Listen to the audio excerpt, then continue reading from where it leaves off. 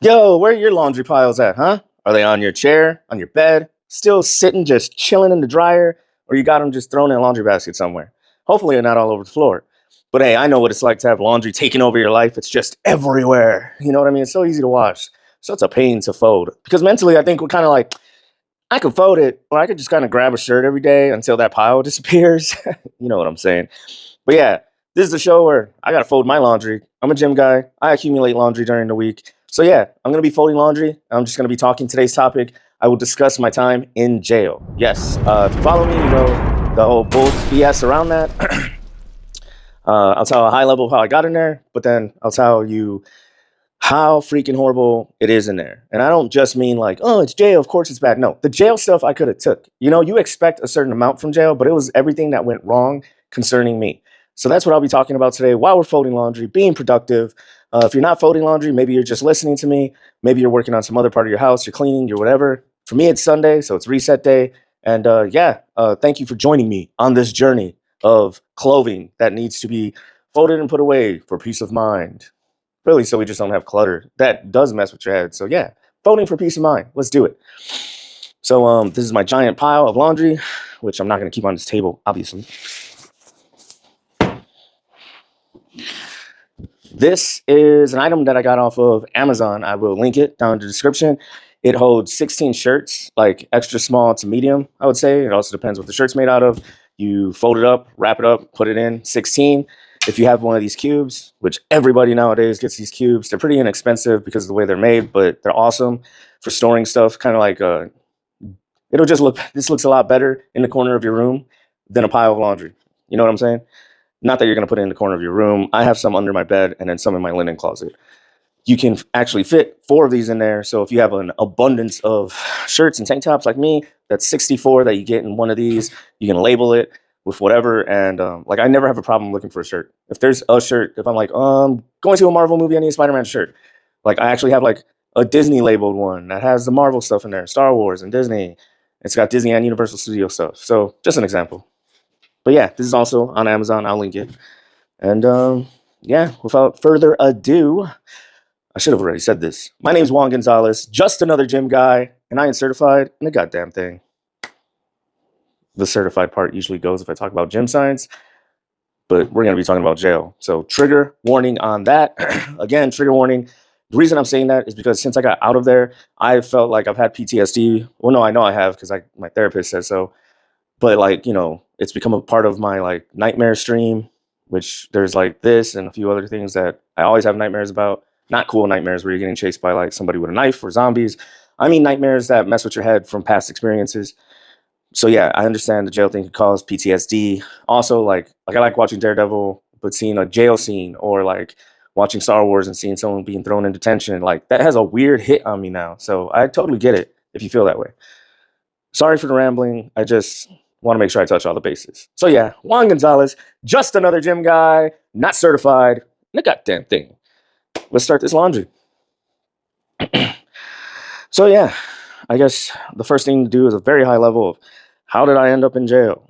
Well, without getting into too much details, a traumatic experience happened to me in which I was told first off, let me just say everything I was told ended up being BS.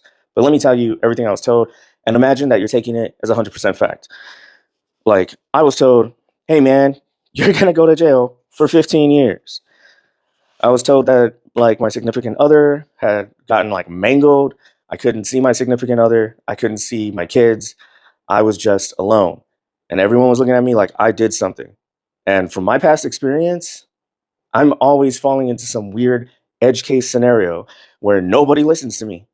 You know what I mean? So it's like you're the scapegoat of a story and nobody's listening to you saying like, dude, I did not do anything, but yet I'm being punished from all sides, being told like that I'm never going to see my family again. So that's the state of mind I was in, alone in my house.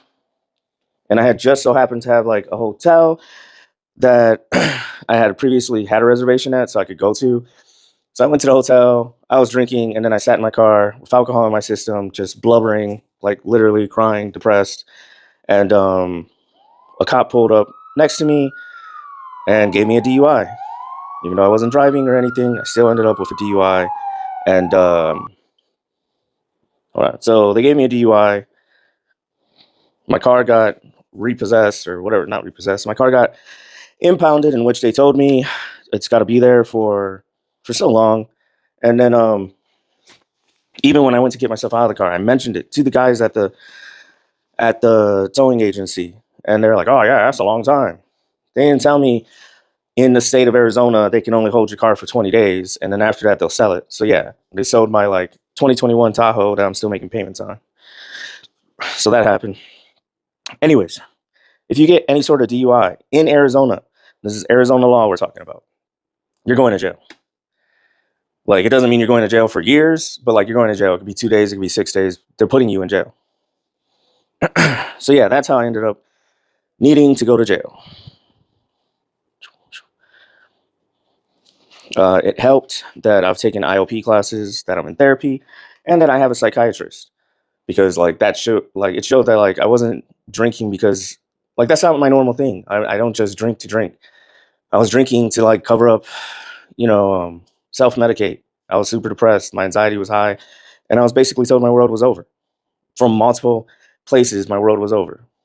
And like I said, in the end, it was all a lie, and everything ended up fine, like with the kids, with my significant other, everything. But in that moment, I totally believed that nothing was going to be fine. So yeah, jail. So preparing for jail, my psych is really freaking cool.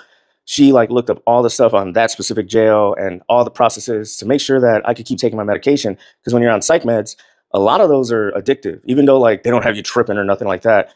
But it's just chemically addictive. So like you cannot just come off of these medications. I had 3 or 4 that like you can't just come off of. You have to taper down, titrate. So, so she looked all that stuff up for me. She wrote a letter for me, and I took all my meds with me when I went to go turn myself in, because that's what you gotta do. You gotta go turn yourself in jail, like on a certain day. So here we go. I go to the jail. I go to turn myself in. Another thing. Like I'm trying to give you all the details you need to know, which are gonna affect things that happen later in the story. I was running 2 counts. So like they gave me like 6 days in jail and 2 days in jail, but I was, on the paper it says like you're running it concurrently, which means that you're really only doing 6. So like the 2 days gets overlapped with 2 days from the 6 days. So like it's almost like it doesn't exist. But you still get 2 pieces of paper. So I go in, and the lady that's doing the intake, first off, is like, You don't need to bring your medicine. We have all that stuff. Take it back to your car. So, all right. Takes the medical letter from my doctor, takes the 2 pieces of paper that are like your golden tickets to go to jail. I was actually told that. I was told like, don't mess up these papers, don't lose them, don't spill coffee on them. These are your tickets to jail. And then she gets confused, and she's looking at it, and she's like, 2, 6. So he's coming for 8 days? And I'm like, no. And she had to go call someone else.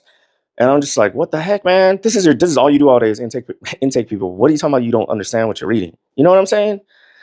Anyway, so that was like a red flag. The medication thing was a red flag. The fact that she didn't know what she was doing when she was looking at my paperwork was a red flag. They ended up throwing me into holding cells. So they have holding tanks where that's where you put people.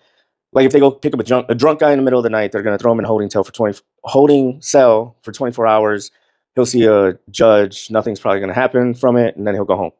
So I was in one of those things where like the people that they just pick up on the street, or like if you call 911 and someone has to come get you, they're going to throw them in there for 24 hours. So I'm in there, and then they take me out of there, but I'm the only one who's going to jail. These other people are going to other places. Well, they're all going to the same place, which I think they're all going to like the little mini court. And so the CO, so the police that work in the jail are called COs, correctional officers. The CO, who was being a jerk to me the whole time, like he was being a jerk to everyone though, so that's fine. Which is also another key factor to this story. I'm cool if you're a jerk to everyone, but it's really whack when you're just a jerk to me. But anyways, we're like in a line, like in school, and he passes by some guy. We'll just call him Bob. Hey, Bob, this guy's a commitment. Do me a favor, run him upstairs. Oh, all right, man. I was heading up there anyways. So they just passed me off. You know what I'm saying? The original guy was supposed to take me, but now he's passing me off to random Joe Schmo who he just saw walking in the thing, who then takes me upstairs and is supposed to be giving me the clothes and all this stuff. And I don't really know what he's supposed to give me, because guess what? I've never been to jail, and I don't plan on going back to jail. and I can't even believe I've been to jail. So, anyways, he hands me off to some other guy. The other guy takes me upstairs, and then they throw me into like this giant area that there's like an open area with a bunch of like seating so people can play cards and stuff like that. There's two TVs blasting, one's in Spanish, one's in English, and then there's some payphones. And then all around that are the cells. They're 10-man cells that are smaller than my bedroom. So they put me in there, and the lady CO that puts me in there is like, "We got a 24-hour guy here." Dude, I was not going for 24 hours. That too was a red flag of like, do these people, like, I don't even know. Like, is there any communication? This is like literally McDonald's messing up your order every time you go to McDonald's. Like, I just got here and I already have red flag, red flag, red flag, red flag. Like, they're messing up everything. So I get in there, lo and behold, in another part of the jail, 12 people get stabbed during a riot, which I didn't find out till later. But so like they did a lockdown, which is like everyone has to stay in their cells. The first 2 days I was there, they barely let people out. And the messed up thing is like, so I noticed that the other inmates, like my cellmates, if you want to call them, or I think they call, I don't know, we'll just say cellmates. My cellmates had tablets, they were watching movies, they were making phone calls, and I'm just sitting there tripping. Like I can't contact my family, I can't do anything. And I'm tripping on how like this place is messing up everything. And then in our cell, so every cell has a tiny little toilet next to a tiny little sink. The sink is more like a water fountain. That's the way the water comes out. You push a button and it comes out kind of like a water fountain. Somebody had rigged ours so that there's this nasty rubber straw tube that was like somehow stuck into the water fountain spout. And then they used string to tie it to make it more like an actual thing, which just made our sink that much better that everyone in the world had to come use our sink all the time. It was nasty. Like this water, when you drink it, it made you feel like, you know how like if you drink juice, you get like a phlegm sometimes? Like, I don't know, like it's damn near like some gelatin, like a little bit of gelatin type, like, this doesn't taste like a full liquid. That's what it tasted like. I didn't drink water for 3 days. Like I really waited as long as I could. And then when they bring you food, so there's another thing. Everyone in there had a cup. They had bowls.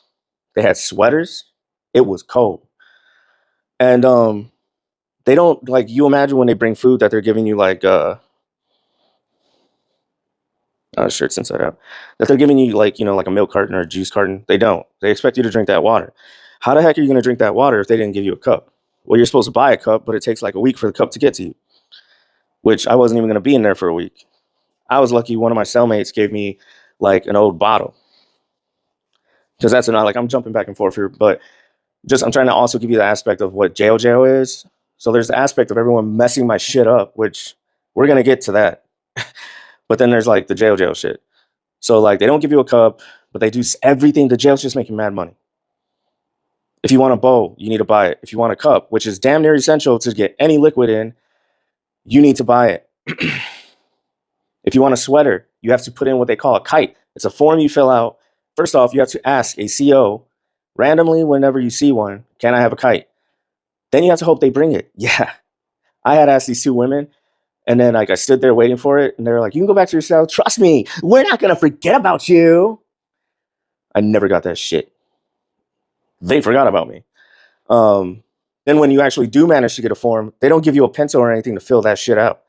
You got to ask some random stranger in there who may have a pencil, because that's another thing that they sell, but they only sell it once a week. And it's like you have to order it off of a kiosk, and then once a week they make the deliveries or whatever. So it's just backwards. You need to fill out forms in there, forms that you don't automatically get, and then they give you nothing to fill the forms out. So you need to fill out a form if you want a tablet. You got to fill out a form if you have any problems. You got to fill out a form for a sweater, so on and so forth. And then I find out from my cellmates, 9 times out of 10, they get those forms from the inmates and they just throw them away, or they tuck them like within their own stack of papers that they have for the day, and that they go nowhere. So that's awesome. So then I was talking about how I'll stick on the money thing. So think about it this way. To make a phone call, to rent a movie, to buy some music on your tablet, you need money. So you need like people to put money on your books. And then it charges people money to put money on the books. All this money is going to the jail. Like, you can't send someone in jail a package anymore. You have to buy one of their pre-planned packages for that inmate. So all the money, everything that these people get, it's going to the jail. It's crooked as hell. It's crazy. It's crazy that you can't send someone something. You can't write letters anymore. You can't go see someone in person. You have to pay to FaceTime someone on one of those tablets. It's just pure money for the jail in every aspect. And some of those aspects are like required. Like, you could not be in there without a cup or without this or that. You know what I'm saying? And then they come around once a week with like a little goodies cart. It's got nicotine on it, like the little chew pouches. Everyone in there is addicted to nicotine, to those chew pouches. Like, they will trade you anything for that.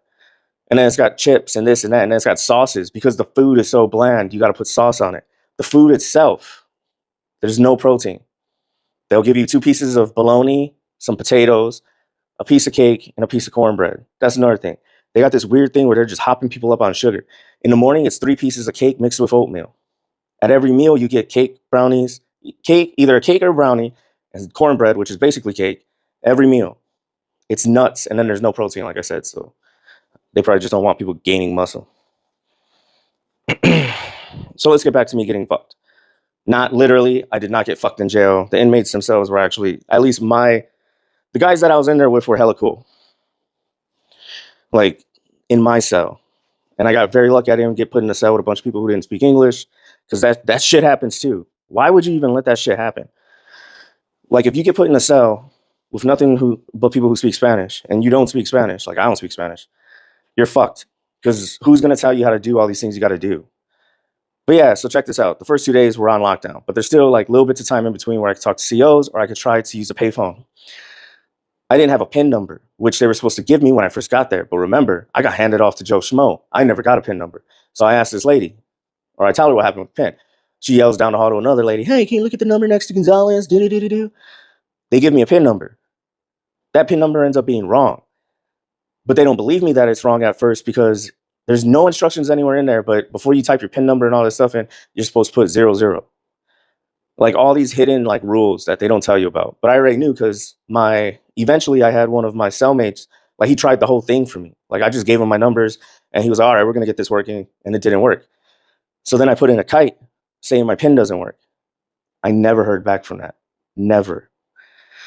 So then the one CO that helped me was actually a corporal. Like, this dude was like not your normal CO, and he was there, and everyone called him like Corporal something with a C. I asked him, dude got me the PIN, like that, like it was just right there. Like, here's the door to the part of the jail, man. All anyone had to do was look right there, and they just never did it for me. He got me the PIN, and then it was a whole pain in the ass to set that shit up. But I had it set up. I eventually was able to make calls, which helped me so much because I was losing my mind. And I don't mean like normal losing your mind. Remember the medicine? They weren't giving me medicine. So even though I followed every rule they had, my doctor went through it thoroughly. They didn't give me my meds. I was withdrawing. I was freezing all the time, cold sweats, twitching. Like, I would just be laying there and be like, trying to fucking lay down. I'll tell you the sleeping shit too in a second, but trying to already sleep in a fucked up situation, twitching, freezing. What else? Oh, my chest.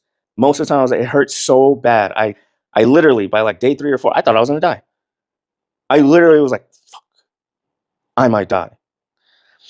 And then another inmate told me, like, yeah, this dude died of withdrawal, like a few cells down or something, because they weren't giving him what he needed. That dude was withdrawing from like drugs. I'm withdrawing from medication that you guys should be giving me. So like every day they take my vitals and they're like, are you doing withdrawal symptoms? Why are you withdrawing? And I'm like, my doctor wrote a letter. They're like, were you abusing your medication? It's like, no, it's psych meds. Like, no, this is a normal ass thing that'll happen if you cut someone off your meds. Like, who the hell, like, what school did you go to? Damn, man. Did you graduate because you were just using ChatGPT? You know what I'm saying? Like, how do you not know this? Not that they give a shit.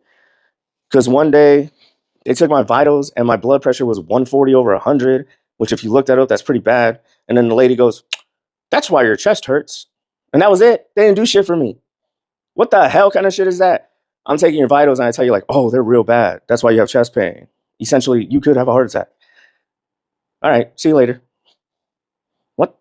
Why are you even taking my vitals? Other than just like somehow it's supposed to cover the jail's ass, but at the same time, wouldn't somebody look at this and be like, dude died and he clearly he was going through some shit? It was hell, man. So another part of the withdrawal is like when you have anxiety, it's going to be worse than any anxiety you had in your life. It's going to be worse than you were before you started taking the medication. When you have depression, you're going to be more depressed than you've ever been. I was in there just saying like, fudge, I want to give up. Like, I can't say I really wanted to kill myself, but I was like, if this was some test of endurance where I could have just been like, I'm out, I'm out, I would have caught it. But knowing like in my life, I can't think of a time, an experience where I just gave up like that. And now I'm in an experience where I want to just give up, but you can't. You know, like obviously I can't be like, all right, I learned my lesson, let me go. No, I don't do that shit. It was bad. It was bad because of the COs, because of the people who work there, because of the process that just didn't work. You know what I mean? So check this out. They were also supposed to give me a laundry bag when they checked me in, right? They were supposed to give me a laundry bag when they checked me in, and they didn't, clearly. So like I am showering, which is a whole nother thing, but like I'm putting on the same funky shirt. And they give you like some non-name brand cheap ass deodorant. If you want a better one, you need to buy it from them. You know, like if you want a real deodorant. So it stinks. I mean, I'm sweating my ass off because I'm withdrawing. I'm wearing this funky shirt. I don't have a laundry bag. When I find out finally how laundry works, I ask for a bag. They just give me a bag, right? I didn't know like the bag has to have your cell number on it. Like not your cell phone, I mean like your cell number, like the cell that you're in. And I guess like they just throw the bags in the washer, throw the bags in the dryer, bring the bags in, dump them in the middle of like the area in the jail, and you go look for the ones that are for your cell, and it'll be like your cellmates and yours, obviously. They didn't give me that shit. So I got a worthless bag. Took all the way till Friday, and I went in on Tuesday for me to get a bag that had the right cell number on it. And I put my stuff in there, and I'm all like, finally, clean clothes, because you don't get it. I was losing my mind. And then on top of that, I just stunk, and I knew all these other people can smell me, and I was itching, you know, like it was gross, freezing. And then the CO tells me, oh, we're only cleaning whites today. They don't even give you whites. To get whites, you have to buy them from the store. So you could buy white socks and white shirts, which I thought that they were going to bring around a cart you could buy it from, but no, you have to buy it on the machine and it doesn't get delivered for a week. So I couldn't get that either. So like most of the days, I was trying to focus on calm breathing, and I was just like leaned over a table or something like this, staring at the floor. I was that weirdo. Like, who knows what people must have thought that was the most depressing man alive. I had a few people be like, hey, man, you'll make it through this. You know what I'm saying? It's like, I don't have a tablet. Like, these people, what they would do is like, so one person rents a movie, and I guess you get it for 24 hours.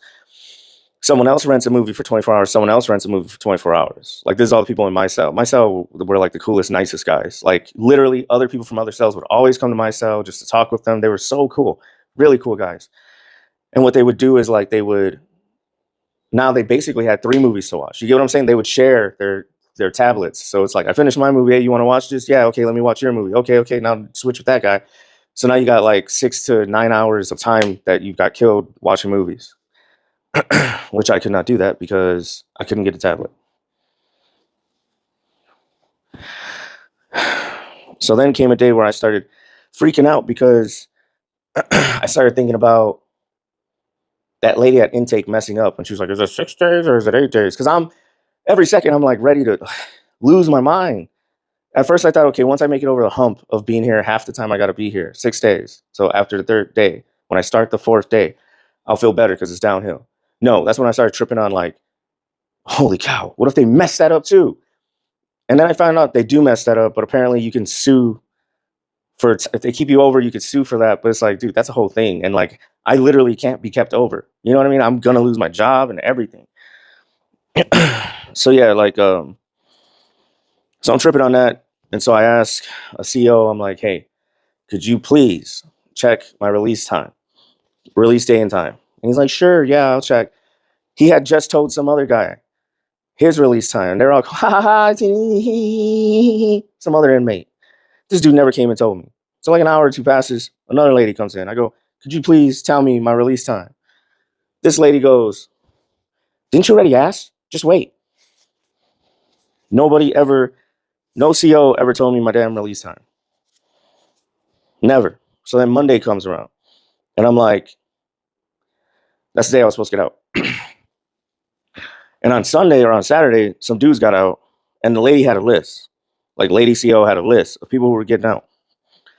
And for the people getting out, they were always telling them, like, they'd be like, all right, like at this time, or like, hey, in 20 minutes, be ready. We're going to get you. So on Monday, this lady opens the door, and I'm all like, hey, by chance, do you have today's list of people getting out? And She's like, you're a pain in my ass. You're a pain in my ass.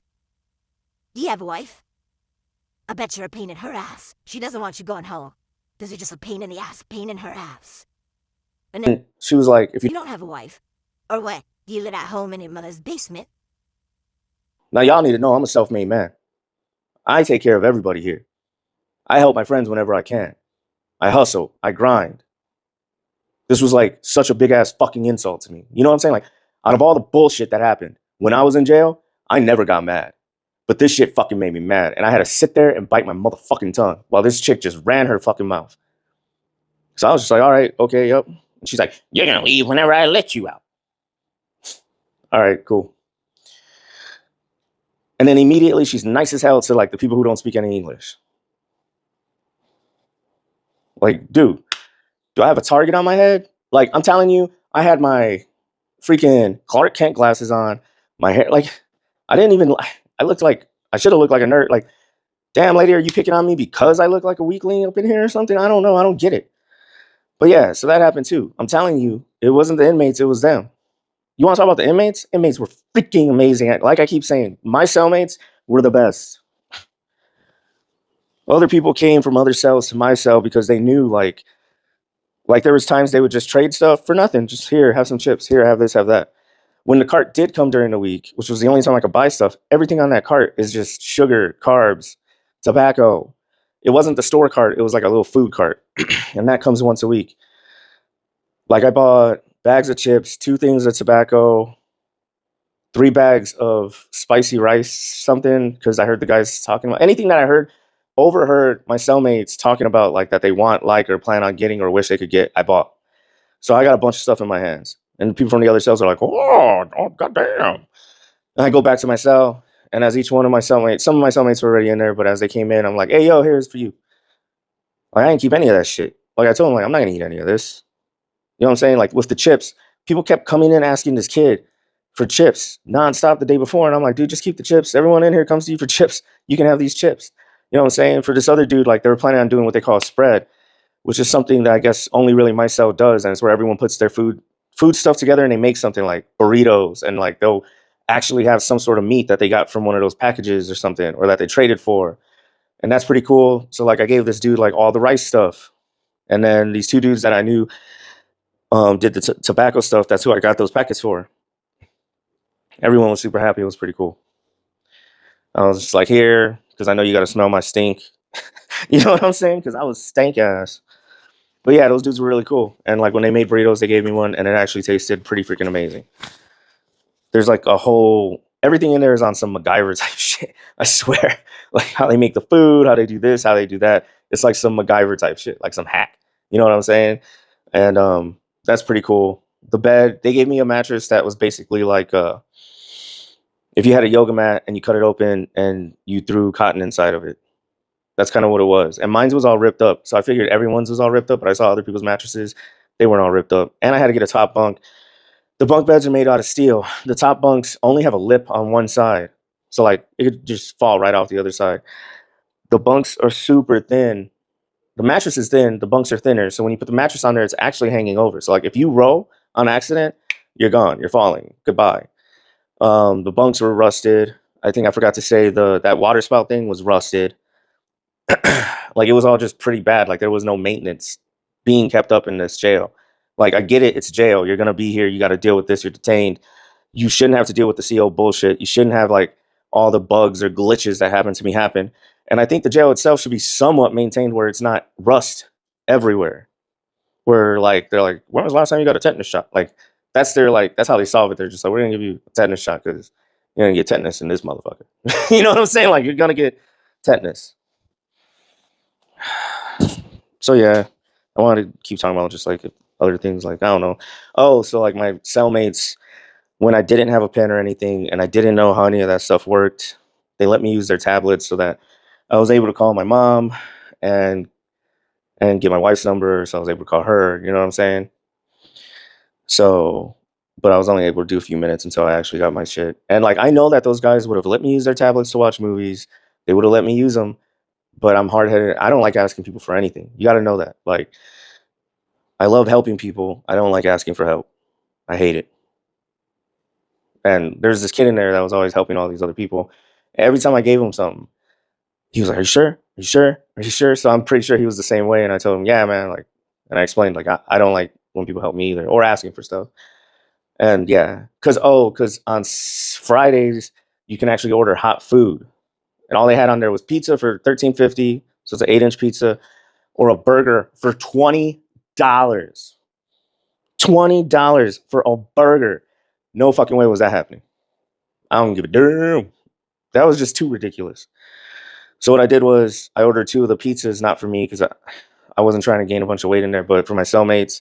And the pizzas came with 2 Pepsis, which were cold, which is another thing. You never get cold drinks. And I guess unless you order from that. And then it came with a bunch of cookies. And I think that's all it came with. But yeah, those came on Sunday and I gave them to my cellmates. And then I gave them the drinks. And of course, they were like, "What? Are you for real?" I felt like Santa Claus in that. That's how bad it is. But yeah, I'm sure I'm forgetting some things. But I gave you my story, gave you some positives and negatives. I did end up getting out on time. Um, I mean, that's about it. Like it added to, I have this problem that like my therapist noticed, which is, what, how is it my problem? I don't know. Anytime I advocate for myself to some type of like higher authority, whether it was a teacher in school or the police when I was in an abusive relationship or everything that you just heard happen now or at jobs, like whenever I went to HR, I have a negative response to that. Like nobody wants to help me. Like I'm not crazy and saying nobody. No, literally, these people never helped me. I would call the cops, and the cops would arrest me when I was the one getting abused. Why? Because I was the dude, and they needed to arrest someone. Or the cops would come and be like, "Why don't you be a man?" But at the same time, it's like, what do you mean by that? Like, if I actually did anything, that would give you even bigger reason to arrest me. When I was in school, teachers not listening to you. You know what I'm saying? Like when you're getting picked on, or when this is happening or that's happening. So instead, I got to become the one who's like damn near a bully just to protect myself. At jobs, going to HR, when people are like there's, for instance, one example. This old lady would not stop basically messing with me, like being like, rearrange this work, rearrange this work. This old lady who worked at this place for a long time. And there's a few other things I go to HR, I got let go. You know what I'm saying? Because I'm the one who brought up the problem. So this whole thing going with the COs just added more to that, where it's like, if you told me, "Oh, why don't you go do this or go tell this person in authority to help?" It's like, I'm not going to do it. They're not going to help. So yeah, I don't know. Kind of went on another tangent there, but apparently that's something that's messed up in my head. But at the same time, I feel like I have enough evidence to show it's like insanity. You're going to keep trying the same thing and expect a different result. Nobody's helping you, dude. Nobody's helping you. You need to do shit for yourself because nobody's helping you. But yeah, that's my story. What a downer, right? But I mean, I guess whatever. Therapeutic. I had to get this out there. Total strangers can watch it. People can watch it when they want to know the story. And I'm like, I got a YouTube video where I talk about it. I probably could have summarized things a lot better, but I'm just laying it all out there. Sorry if you're bored, but yeah, woohoo, jail. 12 people got stabbed. I guess that was probably the craziest part of the story right there. 12 people got stabbed. I'm almost done with the laundry. If you guys were doing laundry, I hope it came out well. I guess I didn't mention, like, so whenever I'm doing the laundry in here with you guys, I'm putting everything into one of these dividers, but then I go inside and I put all the shirts with the clothes I actually go with. So this is just like a temporary little holding thing, and then I go in and I find the different areas where the clothes go because I like all my shit organized, and then I pop them in there. Ta, ta, ta, ta, ta. And that's how I always know where my shirts are at whenever I need to find one.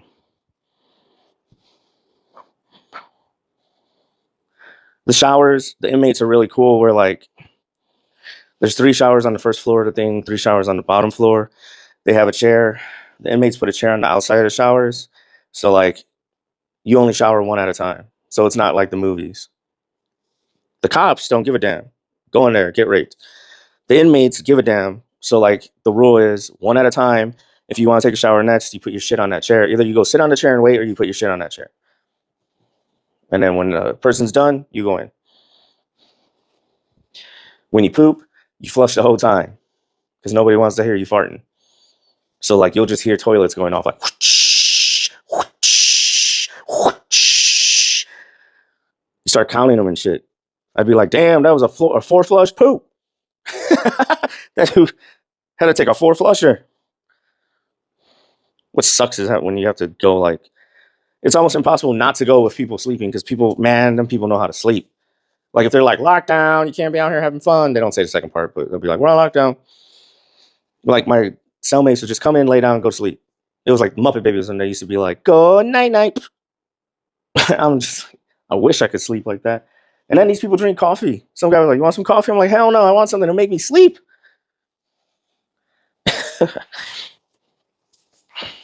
The bologna is a trip. One day they said there was no hot water, so they just gave people bologna sandwiches for lunch and dinner. That shit is nasty. Even the mashed potatoes don't taste like mashed potatoes. Like, I think it's because they use that weird water. I don't know. But yeah, and then you got COs that are like trying to be overly strict sometimes. I don't know what the heck that was. Like super cops. This lady was like flashing a light or something inside the jail. And then nobody knows what she's flashing about. She walks, if y'all on the second floor keep standing outside your cells talking, I'm locking everybody down. I'm locking everybody down. And I'm thinking like, where are these damn rules at? So you're going to tell me the people on the second floor can't just stand outside their cell and talk? Crazy, man. And then you get some people who like 99% of the time, it seems like COs, they got to go and walk around like just to make sure, like check the cells or whatever. But like they just look through the windows and they like click something to say that they did it. But then you'll get some that like come into the cell and they're like, is that guy moving? Is he breathing? It's like, bro, calm down. I guess that happened one time. It was like one of these like mean lady COs. And I guess there used to be another kid in my cell. And they were like working out. Because like some people do sit-ups, push-ups, whatever. And she was like yelling at everyone, close your doors, it's going to be locked down. And they couldn't hear her. And then they heard, close your door. They closed the door. But there was a chair in the room. And the chairs go on the outside, not in the rooms. But people bring the chairs in when they have to poop. And everyone's out in the like eating and stuff. So it's like it kind of covers you up. So it gives you a little bit of privacy. And people don't have to see you poop while they're eating. And I guess there was a chair in there. And then the lady blew up because there was a chair in there, even though she told them, close the door. And she got so pissed that she made one of the kids who was working out get transferred to like one of the hardcore parts of the jail. Probably, like, you know, like there was a part where some people got stabbed or whatever. So like shit like that. I don't know. They're just big bullies. And it's weird because all the COs are like related.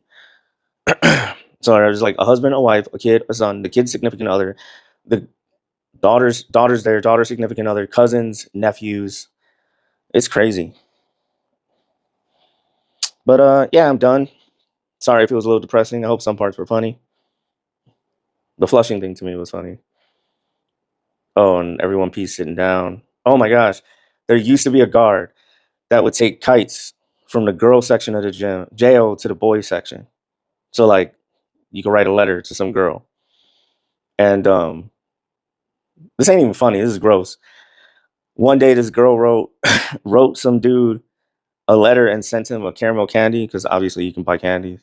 And she was like, I stuck this candy inside me. Boo, boo, boo. And the guy was like, ugh. And then they show it to another guy. Another guy's like, let me get that candy. And he was like, tastes just like it.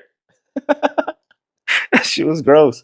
Oh, and one of the guys I was with was perma-fried. So like he had done so many drugs. Like you could just tell he was always like kind of like, ooh, ooh. He was like not a cool version of Jack from Pirates of the Caribbean.